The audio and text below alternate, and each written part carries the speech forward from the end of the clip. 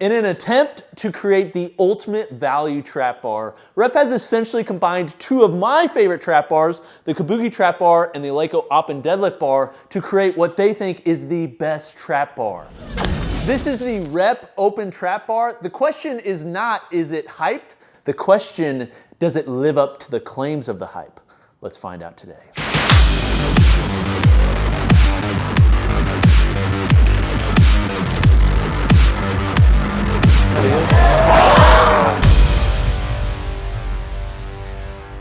Hey guys, it's Coop from Garage Gym Reviews. We're here in the garage and we're reviewing the Rep Open Trap Bar. Similar to the Rep Aries and many Rep products like the SSB, they have really killed it on the hype aspect. Everybody knows about these, everybody's been watching for them, and now I have it in hand. Today, I want to walk through the overall design. I want to talk about the functionality and kind of how it feels in use. Thankfully, I actually got to use this while I went out to Colorado, spoke to some of their engineers on it, and was able to deadlift over 500 pounds with it. No big deal. As well as walk through some of the pros and cons and then talk about some comparisons to the many other trap bars that are available. If you're into this sort of thing, we do this on every piece of equipment that's available or you'd be interested in, so make sure you subscribe so you can see those in the future. Is there a bar specifically you'd love to see this compared to? Let me know in the comments. Okay, let's get into the review. So this is really the idea behind the Rep Open Trap Bar when we look at the design, is they were trying to basically combine two of the best open trap bars that are available. This is not the first one with an open design, and what I mean by an open design is traditionally trap bars have more of a diamond shape. You see this with the Cap barbells of the world. You also see this with the Rogue barbells of the world. The traditional trap bar that we think of is one that is closed.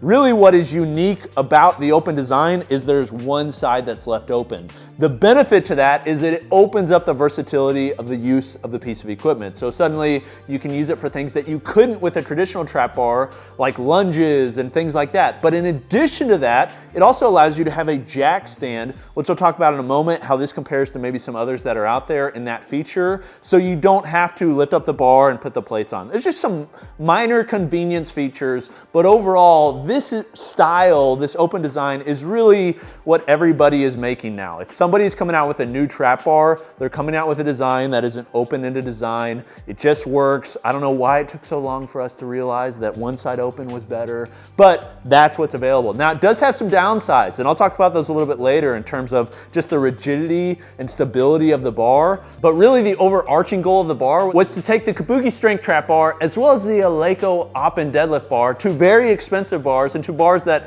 really are the most well liked, and combine some of the features, remove some of the cost, and then have a good value bar. First of all, this is a rackable trap bar. So I can take this and I can place it on a rack, which allows me to do basically block deadlifts using safety spotter arms. It also allows you to use it within the rack on J-cups, and I'll show you why that may matter here in a little bit, but it just allows you to have more versatility versus a bar that can't fit in the rack. They took the rackable portion from the Eleiko Op and Deadlift bar, but one thing that people didn't like about it is it didn't have multiple handle heights.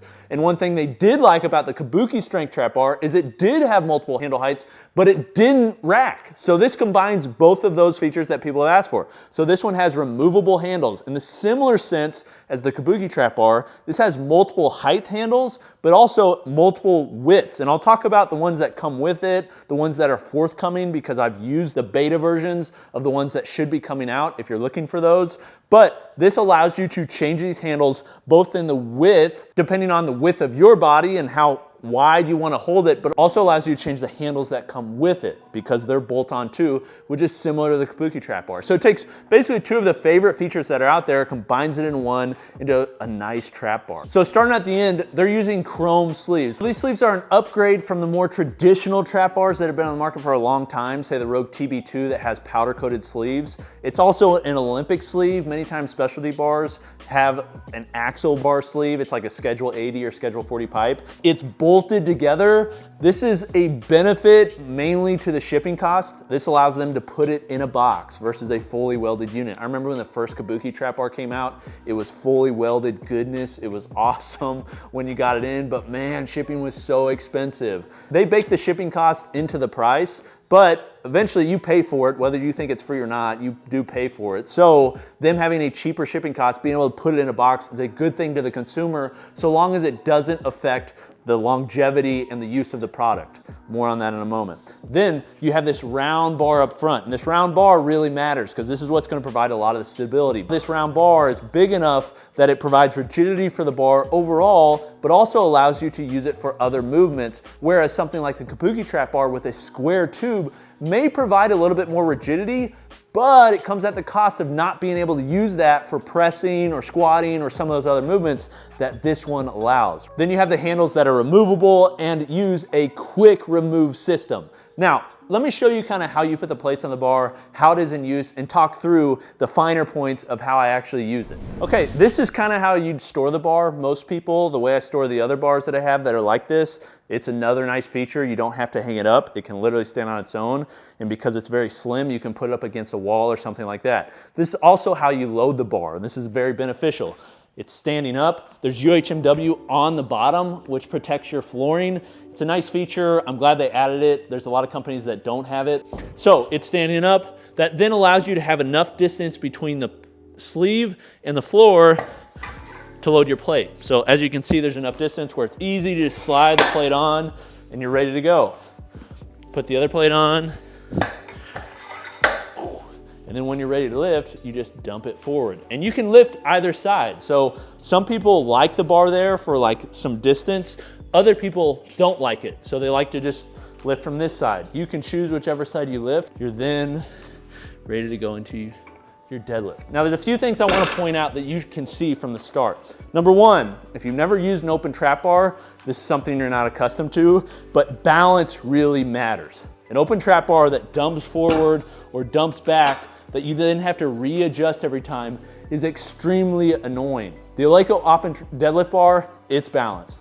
The original Kabuki strength trap bar was balanced until they made it into a bolt together design, and now it's not balanced. So the balance component does matter, and I'm glad they thought it through. Next is the stainless steel handles. These handles are nice, okay? These are stainless handles with nice barbell knurling. It's a medium knurl. You know, this may not be as aggressive as some people like, and maybe Rep will come out with different handles for people that want a more aggressive bar. But for the majority of people, I think this is gonna work well. And it's the same knurl on both this handle and the handle that's above. The handles themselves are 28 millimeters, which is thinner than a lot of trap bars that are out there. The more traditional style are more around 30. I like the 28 millimeter because it more reflects what a deadlift bar would be or an Olympic weightlifting bar. Deadlift bars are typically 27 millimeters. You're mostly doing deadlifts with this. Like, you don't want your grip to be an issue on pulls, so 28 is nice. I could have seen them go either way. I think 28's fine. It's what I use on the Eleiko. And then they have multiple handle heights. So they have this one here that's just slightly above the axis, which is smart.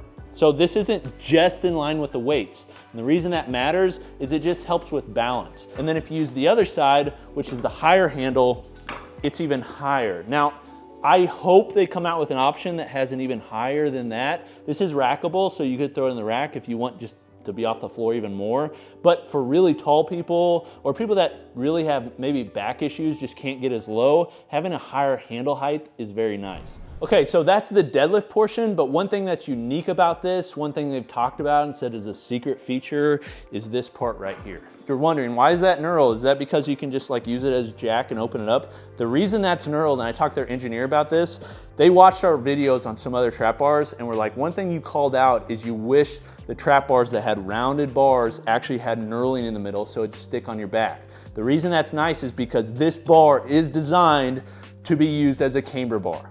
Okay, these handles are designed to be taken off toolless. Now here's one of the rubs, is if you're using them toolless, they're looser. And if they're looser, if you're doing a lot of reps, I actually noticed this when we were out at rep, if you're doing a lot of like high rep deadlifts, they end up getting too loose. If you want them tight enough, you're really gonna have to keep an Allen key next to you. And this is the other rub.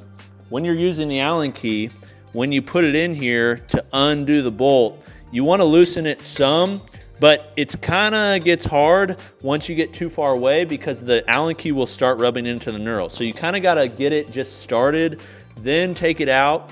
If you just do it all with the tool, you're gonna be rubbing up against the knurl and hurting the knurl. So you can then take it out, and it does have some texture It's not really knurling, it's just kind of rigid. You can then take this off. One thing that they did think through, and they showed me this when we were out at Rep, is they designed it so you don't have to undo the bolt all the way. You really just have to loosen it, so you can then pop it off and take it off.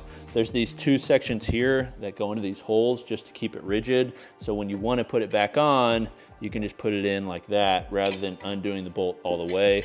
And then you can just retighten it. That way you're not losing your bolts.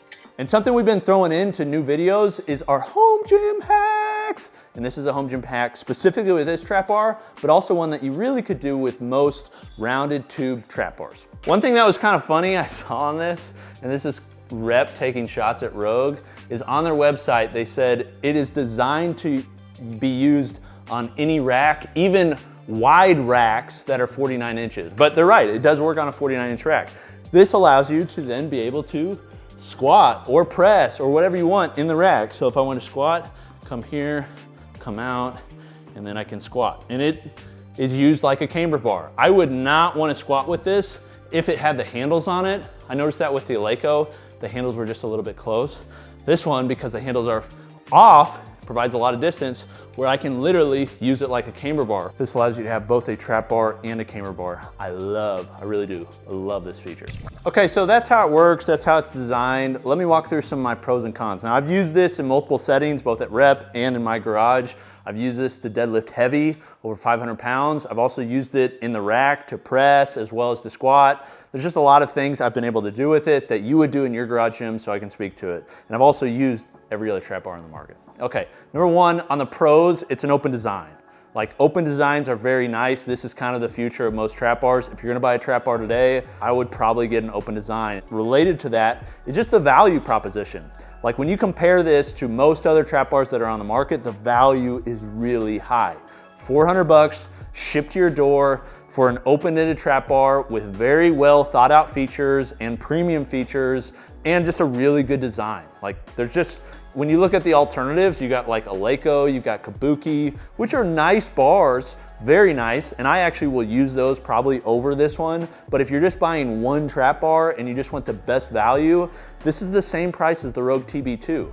The Rogue TB2 is an older design. It's not open-ended. It has powder-coated sleeves. This one just has better features. It really does for a similar price point when you factor in shipping. The other one is the versatility and modularity of the bar. So thinking through the fact that you can remove the handles, you can have different handle heights. They actually have spinning handles with multiple handle grips, similar to the Oxylus yoke that we've reviewed. The fact that it's all breaks down so you can put it in a box and ship it for cheaper. Like, just the finer features and the versatility of adding the knurl on the top, which adds grip whenever you use the jack feature. Also adds grip whenever you use it on your back. Very well thought through and allows a lot of versatility in a bar for a garage gym where that's what people are looking for. The other thing is combining the features of higher end bars into one bar. So having the multiple handle heights, but also having the ability to make it rackable. Rackable is nice and beneficial because you can use it beyond it just being on the floor. I will use this in my rack as a camber bar often, so having that feature and that ability is very well liked. And the other thing is making it so that it can actually be used on 49-inch width racks. Lastly is just all the finishes. So the fact that it's got chrome sleeves, stainless handles out of the box, textured powder coat. I would like to see metallic maybe, but textured powder coat is nice because this is something that you're gonna be using your hands with and use it on your back if you're using it as a camber bar. The nice end caps, just everything about it's nice fit and finish. Even like the inset bolts here. Like, this is something, even on like the higher end bars, I'm looking at the Kabuki trap bar, it just uses off the shelf bolts. These are flush. It's not something that's gonna make a huge difference, but it's just the nice fit and finish with the logos and the bolts and everything that really brings it to a finalized product that works really well. But those are the things I like. There are definitely some things I don't like about this. The first one is the fact that it's not the most rigid trap bar in the world. Similar to a deadlift bar that has a lot of flex, the inside plates come off first and the outside come later due to some of the lack of rigidity in the bar. Now you can help that by tightening these bolts and making sure they're very tight, just making sure everything is very tight. At the same time, when you get really heavy and that weight gets far enough away from the sleeve, the collar of the sleeve, it just starts to flex more. The Eleiko trap bar and the Kabuki trap bar are more rigid than this one, which could be a con, could be a benefit. We'll kind of see how long it lasts. That said, if you're looking for just the most rigid trap bar in the world, this isn't the one that's out there. Okay, this is something else, and this reminds me of the Rep Aries and one of the problems that I had with it. I feel like there's always a portion, at least lately, of the products that it's just slightly overlooked, and it's very small. On this one, it was the urethane D handles. This could be supply chain issues, but these handles are too wide out of the box. They're calling these their standard handles. They're making a handle that's closer and also wider. In addition to the tri handles, these ones are way too wide. They are, dude. The majority of trap bars, standard trap bars, are about 25 inches in width from each other. I measured these at over 27 inches. It's just too wide. I'm an average sized person, 6'7", 400 pounds, but I like the closer in handles on the Kabuki trap bar. So that's what I'm typically using. I like that stance. I honestly think that they were gonna plan on having the other ones, and these ones were the first to come in. They needed to get them shipped out for pre-orders, and they just decided to ship these out. I foresee a lot of people being very annoyed with that and wishing they had closer handles. So just know they are modular, so you can replace them in the future, but the ones that you get with the bar with the order, they're too wide. Like, they just are. The other thing is, it's a thought through feature, but I don't think it was fully baked out, and that is the quick removal handles. They're basically marketing this as a handle that you can remove that's toolless, so you can use your hand.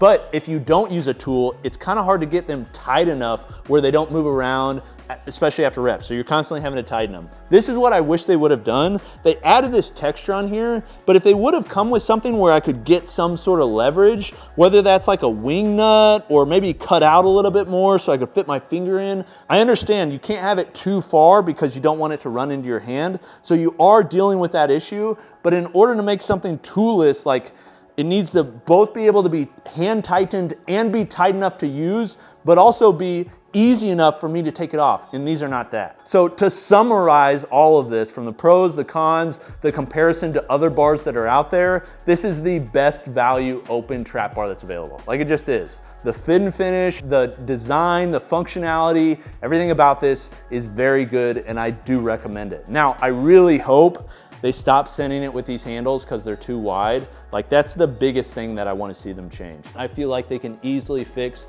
going forward for the consumer, and I really think they should. Other than that, man, for 400 bucks shipped to your door, this is a very, very good trap bar. If you're somebody that does want an open trap bar, so you like the premium features, you like the versatility, but you don't want to spend all the way for the Eleikos and Kabukis of the world, this is the best middle ground. Like, that's where it lives. I expect we see these in a lot of garage gyms. Okay, this is Coop from Garage Gym Reviews. Let me know any questions you have specifically about this bar, how it compares to others, or how you'd like to see us feature it in future videos. Let us know in the comments. We'll see you next time. Peace.